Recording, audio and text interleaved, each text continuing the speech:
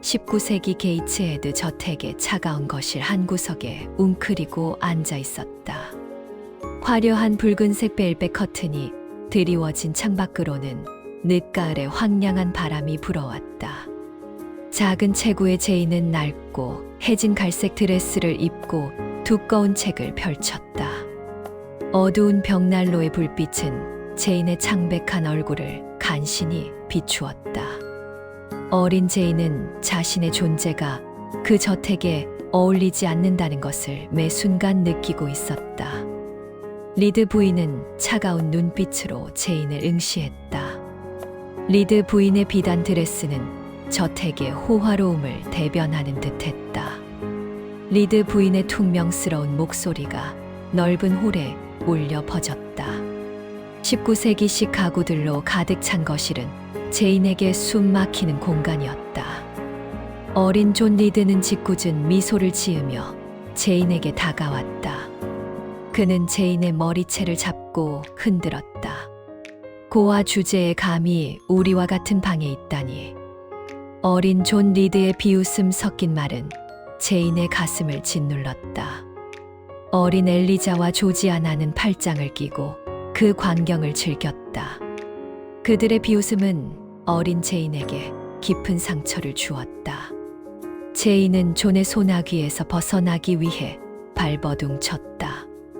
오래된 벽난로의 불씨는 약하게 타오르고 있었다. 제인의 눈에서는 뜨거운 눈물이 뺨을 타고 흘러내렸다. 결국 제인은 존 리드의 폭력에 쓰러지고 말았다. 낡은 카펫 위로 제인의 몸이 쓰러졌다. 비명 소리를 들은 리드 부인이 차가운 표정으로 다가왔다. 그녀는 분노에 찬 목소리로 제인을 다그쳤다. 내가 감히 존을 때려. 이 버릇없는 아이. 리드 부인은 제인을 붉은 방에 가두라고 명령했다. 붉은 방은 게이츠헤드 저택에서 가장 금기시되는 공간이었다. 제인의 눈에는 공포가 서렸다. 메이드 베시가 어린 제인의 손목을 잡고 끌고 갔다. 차가운 대리석 계단을 오르자 붉은 방의 문이 눈에 들어왔다. 두려움에 떠는 어린 제인은 어두운 복도를 지나 붉은 방으로 향했다. 붉은 방의 육중한 문이 삐걱거리며 열렸다. 19세기 유령 이야기 속 한 장면 같았다. 넓은 방 안에는 붉은색 커튼과 침대가 놓여 있었다. 어둠 속에 홀로 남겨진 어린 제인은 공포에 질려 떨었다. 어린 제인의 눈에는 이미 세상을 떠난 숙부의 형상이 어른거렸다. 어린 시절의 제인은 숨을 헐떡이며 방바닥에 주저앉았다. 차가운 방 안에는 오직 제인의 흐느낌만이 가득했다. 촛불조차 없는 방은 암흑 그 자체였다. 제인은 정신을 잃고 쓰러졌다.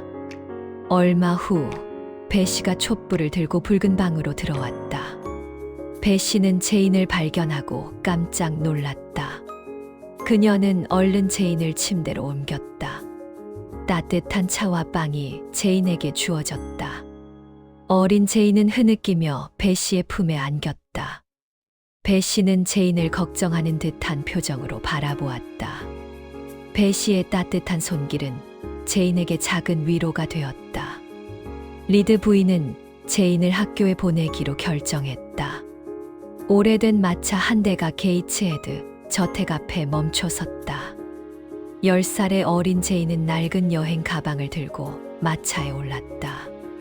차가운 겨울 아침 공기가 제인의 뺨을 스쳤다. 뒤돌아본 저택은 여전히 위압적인 모습이었다. 제인은 게이츠헤드를 떠나는 것에 대해 복잡한 감정을 느꼈다. 마차는 덜컹거리며 황량한 시골길을 달렸다. 19세기 영국의 풍경이 창밖으로 스쳐 지나갔다. 어린 제인의 마음속에는 알 수 없는 기대와 두려움이 교차했다. 마침내 마차는 로우드 학교 앞에 도착했다. 낡은 석조 건물이 제인을 맞이했다. 회색빛 건물은 왠지 모를 엄숙함을 풍겼다. 어린 제인은 마차에서 내려 학교 안으로 들어섰다. 쌀쌀한 바람이 낡은 교정의 나무들을 흔들었다. 로우드 학교는 외롭고 쓸쓸한 분위기였다.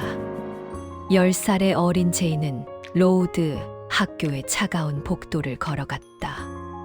복도 양쪽으로는 수많은 작은 방들이 줄지어 있었다. 회색빛 벽은 제인에게 차갑게 느껴졌다. 얇은 천으로 된 교복을 입은 어린 소녀들이 조용히 지나갔다. 모두 창백하고 마른 얼굴들이었다. 어린 제인은 앞으로 이곳에서 생활해야 한다는 사실에 마음이 무거웠다. 브로크러스트 교장이 제인을 맞이했다. 그의 표정은 엄격하고 차가웠다. 브로크러스트 교장은 제인에게 잔혹한 현실을 상기시켰다. 19세기 보육원의 전형적인 모습이었다. 브로크러스트 교장의 길고 검은 외투는 위압적이었다. 그의 날카로운 눈빛은 제인을 꿰뚫어 보는 듯했다. 제인은 그의 시선을 피했다. 브로크러스트 교장은 제인을 앞에 두고 리드 부인에게 들은 이야기를 늘어놓았다. 제인이 거짓말쟁이라는 말을 듣자 제인의 얼굴은 붉게 달아올랐다. 브로크러스트 교장은 제인에게 손가락질하며 거짓말쟁이라고 비난했다. 어린 제인은 그 자리에서 몸을 굳혔다. 분노와 수치심이 제인의 마음을 휘감았다. 제인은 눈물을 글썽이며 브로크러스트 교장을 바라보았다. 낡은 식당의 긴 나무 테이블에는 어린 소녀들이 모여 앉아 있었다. 묽은 오트밀 죽이 그들의 주식이었다. 굶주림에 지친 소녀들의 얼굴에는 생기가 없었다. 차가운 돌벽에는 촛불이 희미하게 타올랐다. 어린 제인은 그들과 함께 식사를 했다. 오래된 빵과 차가운 물은 그들의 유일한 식사였다. 제인의 마음은 점점 더 무거워졌다. 제인은 헨리 밀러의 다락방 이야기를 들려주는 헬렌 번츠를 만났다. 헬렌은 침착하고 인자한 표정으로 제인을 바라보았다. 헬렌의 지혜로운 말은 제인에게 깊은 인상을 남겼다. 얇은 침대보가 덮인 낡은 침대들이 줄지어 놓인 기숙사였다. 19세기 로우드 학교의 전형적인 기숙사 풍경이었다. 어린 제인은 헬렌의 옆 침대에 자리를 잡았다. 헬렌은 낡은 책을 읽으며 조용히 미소 지었다. 제인은 헬렌에게서 알 수 없는 평온함을 느꼈다. 헬렌은 제인의 이야기를 조용히 들어주었다. 헬렌의 부드러운 목소리는 제인에게 위로가 되었다. 로우드 학교의 일상은 고되고 엄격했다. 차가운 아침 공기 속에서 어린 소녀들은 성경 구절을 암송했다. 낡은 교실의 창문 밖으로는 황량한 벌판이 펼쳐져 있었다. 브로크러스트 교장은 끊임없이 아이들을 훈계했다. 어린 제인은 낡은 교과서를 펼쳤다. 얇은 옷차림의 소녀들은 추위에 떨었다. 난방조차 제대로 되지 않는 학교는 혹독했다. 어린 제인은 헬렌에게서 용서의 의미를 배웠다. 헬렌은 브로크러스트 교장의 학대에도 불구하고 항상 평온함을 유지했다. 헬렌은 제인에게 자신을 사랑하는 법을 가르쳐 주었다. 오래된 나무 탁자 위에는 낡은 성경책이 놓여 있었다. 헬렌은 제인에게 사랑과 용서의 가치를 설명해 주었다. 헬렌의 말은 제인의 얼어붙은 마음을 녹였다. 봄이 오자 로우드 학교에는 전염병이 돌기 시작했다. 차가운 습기가 가득한 기숙사는 병원처럼 변해갔다. 기침 소리와 신음 소리가 밤낮으로 들려왔다. 많은 소녀들이 병으로 쓰러졌다. 19세기 의료 시설은 매우 열악했다. 어린 제인은 친구들을 잃는 슬픔을 겪었다. 열에 시달리는 헬렌은 침대에서 힘없이 누워 있었다. 창백한 얼굴에는 땀방울이 송골송골 맺혀 있었다. 어린 제이는 헬렌의 손을 잡고 눈물을 흘렸다. 헬렌은 제인에게 마지막 인사를 건넸다. 헬렌의 눈은 평화로웠다. 헬렌은 조용히 숨을 거두었다. 어린 제인은 헬렌의 죽음 앞에서 깊은 슬픔에 잠겼다. 얇은 천으로 덮인 헬렌의 시신은 차가웠다. 낡은 교회 묘지에는 어린 소녀들의 무덤이 늘어섰다. 로우드 학교의 봄은 죽음으로 물들었다. 헬렌의 죽음은 제인에게 큰 상처를 남겼다. 그러나 헬렌의 가르침은 제인의 마음속에 영원히 살아남았다. 어린 제인은 슬픔 속에서도 한 뼘 더 성장했다.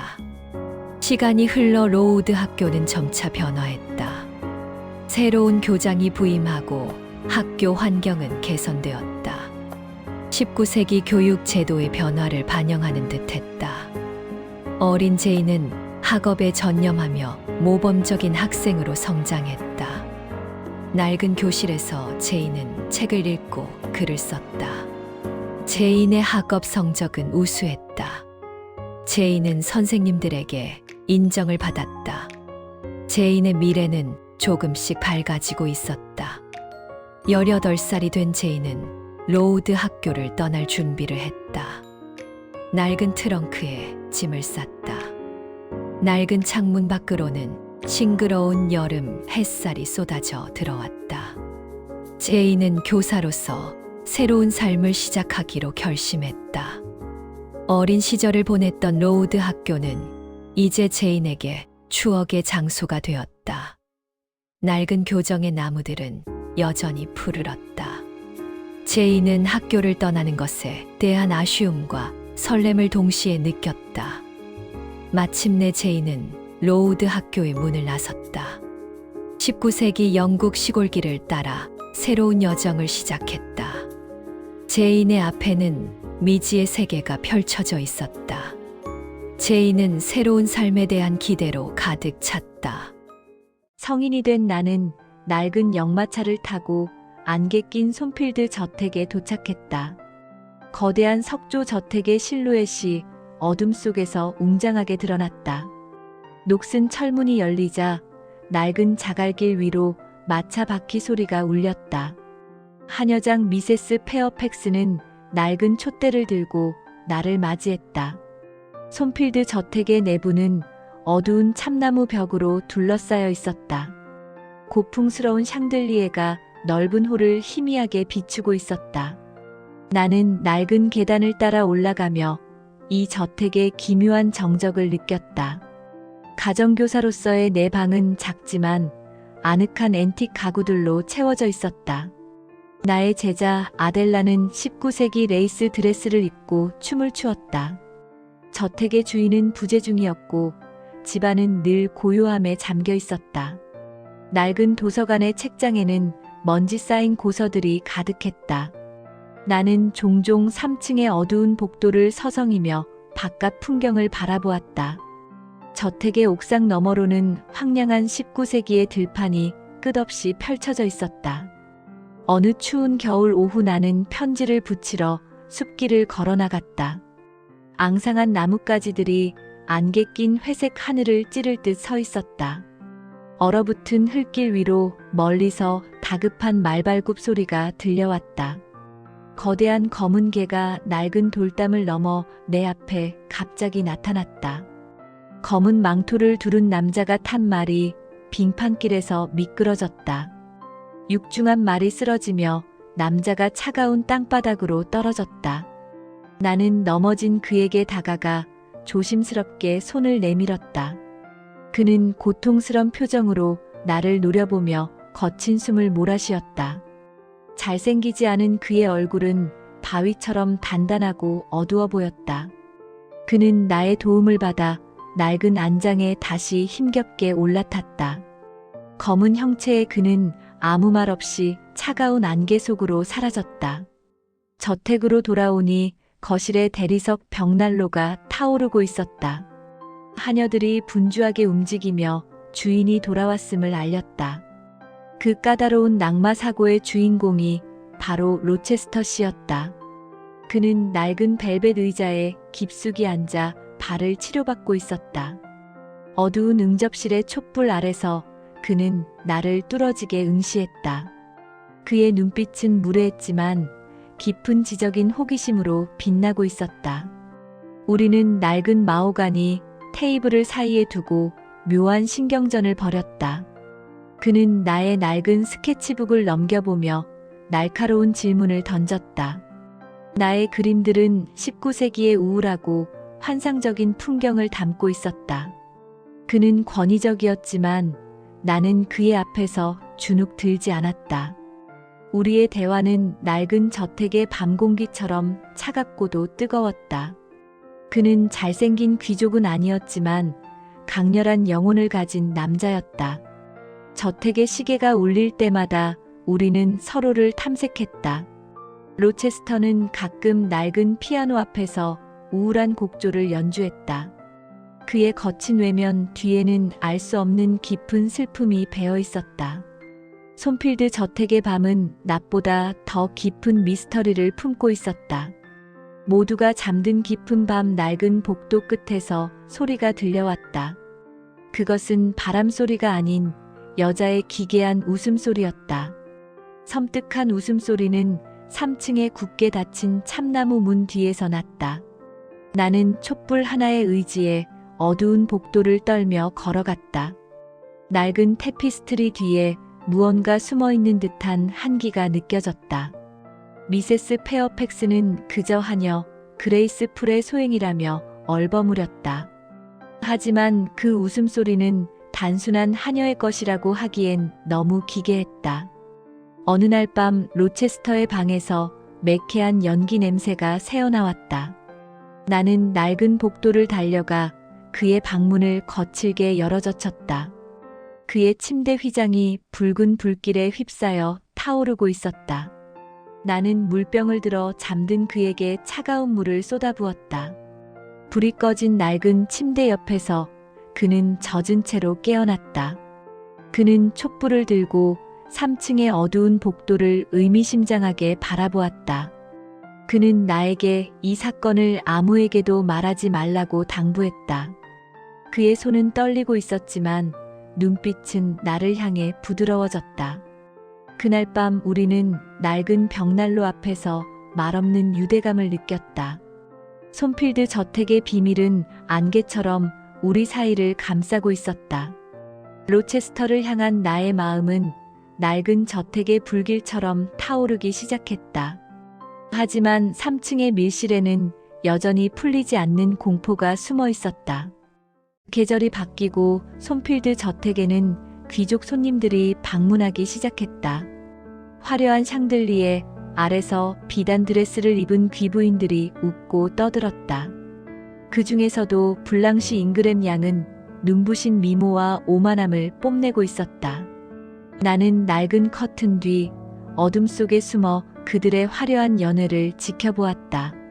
로체스터 씨는 블랑시 양에게 다정하게 말을 건네며 나를 질투하게 만들었다. 나의 초라한 회색 옷차림은 그들의 화려함 속에서 더욱 비참하게 느껴졌다. 나는 내 분수를 깨닫고 저택을 떠나기로 마음먹었다. 어느 여름밤 달빛이 쏟아지는 정원의 낡은 밤나무 아래서 나는 그를 만났다. 나는 떨리는 목소리로 솜필드를 떠나겠다고 고백했다. 저는 감정이 없는 기계가 아닙니다. 저에게도 영혼이 있고 심장이 있습니다. 나의 절규의 로체스터 씨는 나를 강하게 끌어안았다. 그의 눈빛에서 장난기는 사라지고 뜨거운 진심만이 타오르고 있었다. 나의 신부, 나의 대등한 영혼은 바로 당신이요, 제인. 그는 낡은 밤나무 아래서 나에게 청혼했다. 우리는 신분과 관습을 넘어 서로의 영혼을 확인했다. 그날 밤 갑작스러운 폭풍우가 몰아치고 번개가 밤나무를 내리쳤다. 다음 날 아침 우리가 사랑을 맹세했던 그 밤나무는 반으로 쪼개져 있었다. 그것은 다가올 불길한 미래를 암시하는 징조였다. 결혼식을 앞둔 어느 날 밤 나는 악몽에 시달리다 잠에서 깼다. 어두운 내 방 안에 촛불을 든 낯선 여인이 서 있었다. 그녀는 헝클어진 머리에 기괴한 표정을 짓고 있었다. 그녀는 나의 하얀 웨딩 베일을 집어들고는 반으로 찢어버렸다. 그녀는 촛불을 내 얼굴 가까이 들이대고 소름 끼치는 웃음을 터뜨렸다. 나는 공포에 질려 정신을 잃고 말았다. 로체스터 씨는 그것이 나의 악몽일 뿐이라며 나를 안심시켰다. 드디어 결혼식 날 아침이 밝았다. 나는 소박한 웨딩드레스를 입고 로체스터 씨의 손을 잡았다. 오래된 석조 교회의 차가운 공기가 우리를 감쌌다. 목사님이 결혼 서약을 낭독하려는 순간 낯선 남자가 소리쳤다.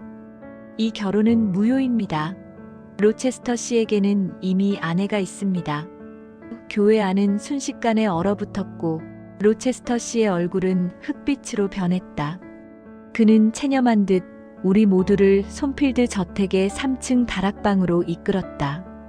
그동안 굳게 닫혀있던 다락방의 문이 열렸다. 어둡고 퀴퀴한 방 안에는 짐승처럼 네 발로 기어다니는 여자가 있었다. 그녀는 바로 로체스터의 미친 아내 베르타 메이슨이었다. 그녀는 괴성을 지르며 로체스터 씨에게 달려들어 목을 졸았다. 로체스터 씨는 그녀를 제압하며 고통스러운 눈빛으로 나를 바라보았다. 이것이 내가 숨겨온 지옥이요. 제인, 나를 비난하시오. 나의 결혼식은 처참한 비극으로 끝이 났다. 나는 찢어진 베일처럼 산산조각난 내 마음을 안고 방으로 돌아왔다. 나는 유부남이 된 그를 사랑할 수도 그의 정부가 될 수도 없었다. 그는 나에게 함께 떠나자고 애원했지만 나는 나의 존엄을 지켜야 했다. 새벽의 푸른 어둠 속에서 나는 짐을 쌌다. 나는 잠든 로체스터 씨의 문 앞에 잠시 멈춰섰다. 신이여, 그를 축복해 주소서. 나는 눈물을 머금고 조용히 손필드 저택을 빠져나왔다. 안개 낀 황무지 위로 차가운 새벽 바람이 불어오고 있었다. 나의 사랑과 안식처였던 손필드는 내 등 뒤에서 점점 멀어져 갔다. 이제 나에게 남은 것은 끝없는 방황과 고독뿐이었다. 나는 정처 없이 황량한 황무지를 걷고 또 걸었다. 가진 돈은 다 떨어졌고 배고픔과 추위가 나를 덮쳤다. 차가운 비가 내리는 들판에서 나는 몸을 웅크리고 잠을 청했다. 며칠을 굶주린 채 걷다가 멀리서 희미한 불빛 하나를 발견했다. 나는 비틀거리는 걸음으로 그 작은 오두막 문을 두드렸다. 문이 열리고 차가울 정도로 잘생긴 성직자 세인트 존과 그의 누이들이 나를 발견했다. 그들은 쓰러진 나를 따뜻한 난로가로 옮겨주었다. 나는 그곳에서 제인 엘리엇이라는 가명으로 새로운 삶을 시작했다. 나는 시골 마을의 작은 학교에서 아이들을 가르치는 교사가 되었다. 세인트 존은 나에게 친절했지만 그의 눈빛은 얼음처럼 차가웠다. 그는 나에게 사랑이 없는 결혼을 제안했다. 제인, 당신은 선교사의 아내로서 완벽한 자질을 갖췄소. 나와 함께 인도로 갑시다. 그것은 사랑이 아닌 의무와 희생만을 강요하는 청혼이었다. 나는 그에게서 로체스터 씨의 뜨거웠던 열정을 떠올리며 괴로워했다. 나는 자유를 원했지만 그의 강압적인 태도는 나를 올가매고 있었다. 어느 늦은 밤 나는 창가에 앉아 달빛을 바라보며 깊은 고민에 빠졌다. 세인트 존은 나에게 신의 뜻을 따르라며 결단을 촉구했다. 그때였다. 거센 바람소리 사이로 기이한 목소리가 들려왔다. 제인, 제인, 제인. 그것은 너무나도 선명한 고통에 찬 로체스터 씨의 목소리였다. 그 목소리는 수백 킬로미터 떨어진 곳에서 내 영혼을 부르고 있었다. 나는 자리에서 벌떡 일어나 창문을 활짝 열었다. 차가운 밤 공기만이 내 얼굴을 스쳤지만 나는 확신했다. 기다려요. 내가 가겠어요. 나는 세인트 존의 차가운 제안을 단호하게 거절했다. 나의 심장은 다시금 손필드를 향해 뛰기 시작했다. 다음 날 새벽 나는 마차를 타고 그가 있는 곳으로 떠났다. 나의 영혼이 진정으로 머물 곳은 차가운 성직자의 곁이 아니었다. 나는 쉴 새 없이 달려 다시 손필드 저택에 도착했다. 하지만 내 눈앞에 펼쳐진 것은 웅장한 저택이 아니었다. 그곳에는 검게 그을린 벽과 무너진 돌무더기만이 남아 있었다. 저택은 화재로 인해 처참한 폐허가 되어 있었다. 나는 충격에 빠져 마을 여관 주인에게 자초지종을 물었다. 그는 미친 아내 베르타가 저택에 불을 질렀다고 말했다. 그녀는 불타는 지붕에서 뛰어내려 비참한 최후를 맞이했다고 했다. 로체스터 씨는 그녀를 구하려다 한쪽 팔을 잃고 시력을 잃었다고 했다. 그는 이제 모든 것을 잃고 깊은 숲속에 펀딘 저택에 은둔하고 있었다. 나는 지체 없이 마차를 돌려 숲속으로 향했다. 오래된 나무들로 둘러싸인 펀딘 저택은 고요하고 쓸쓸했다. 현관문이 열리고 익숙하지만 늙어버린 한 남자가 밖으로 나왔다. 그는 지팡이를 더듬거리며 현관 앞 벤치에 힘없이 주저앉았다. 그의 눈은 뜨여 있었으나 초점을 잃은 채 허공을 응시하고 있었다. 나는 조심스럽게 그에게 다가가 물 한 잔을 건넸다. 그의 털북숭이 개가 나를 알아보고 꼬리를 흔들며 반겼다. 그는 내 손길에 흠칫 놀라며 떨리는 목소리로 물었다. 이 손은 제인의 손인데 정말 제인이오? 네, 주인님. 제가 돌아왔어요. 당신의 제인이 왔어요.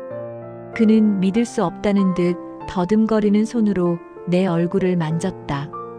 그의 거친 손가락이 내 눈물 젖은 뺨을 스쳐 지나갔다. 나의 꿈이 아니군. 나의 작은 새가 돌아왔어. 우리는 서로를 부둥켜 안고 하염없이 눈물을 흘렸다. 나는 그의 눈이 되고 그의 지팡이가 되겠다고 맹세했다. 우리는 숲속의 작은 예배당에서 소박한 결혼식을 올렸다. 더 이상 신분의 차이도 비밀도 우리를 갈라놓을 수 없었다. 시간이 흐르고 신은 우리에게 기적을 선물했다. 그는 서서히 시력을 되찾아 우리 아이의 눈동자를 볼 수 있게 되었다. 우리는 서로의 영혼을 채워주는 진정한 반려자가 되었다. 고난과 시련을 넘어 나는 마침내 나의 안식처를 찾았다. 독자여, 나는 그와 결혼했다.